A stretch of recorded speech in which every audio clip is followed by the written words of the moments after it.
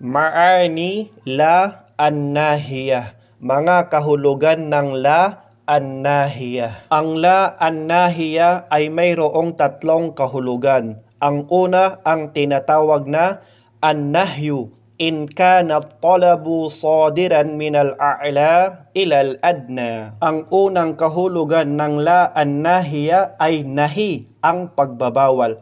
Kapag ang talab na iwasan gawin ang isang bagay ay nagsimula sa mas mataas at ang inutusan na umiwas ay mas mababa, ang tawag dyan ay nahi o ang pagbabawal. Halimbawa sa sinabi ni Allah, A'udhu billahi minash shaitanir rajim, Bismillahirrahmanirrahim, Fala taj'alu lillahi andada. Ang kahulugan ng la an-nahiya dito ay nahi, ang pagbabawal.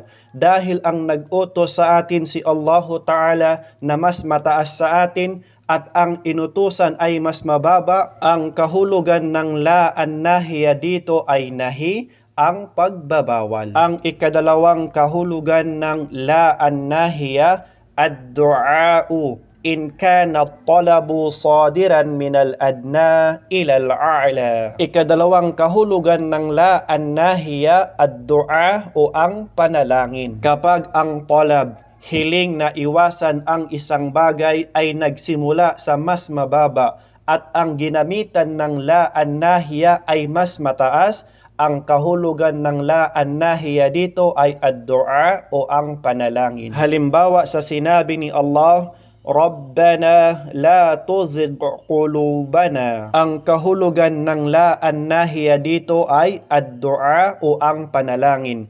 Dahil tayo ang gumamit na mas mababa kay Allahu Ta'ala at ang ginamitan natin ay si Allahu Ta'ala na mas mataas sa atin, ang la an-nahiya dito ay nangangahulugang ad-du'a o ang panalangin. Ang huling kahulugan ng la an-nahiya, al-iltimasu. In kana at-talabu sadiran min shakhsin liman yusawihi. Ang huling kahulugan ng la an-nahiya ay al-iltimas, paghingi ng pabor or request. Kapag ang talab, hiling na iwasan ang isang bagay ay nagsimula sa isang tao at sinabi niya sa kapareho niyang tao o kapareho niyang posisyon, ang kahulugan ng la an-nahiya dito ay al-iltimas o ang paghingi ng pabor. Kaqawlika liman yusawika la taf'al. Tulad ng pagsabi mo sa kapareho mo na la taf'al,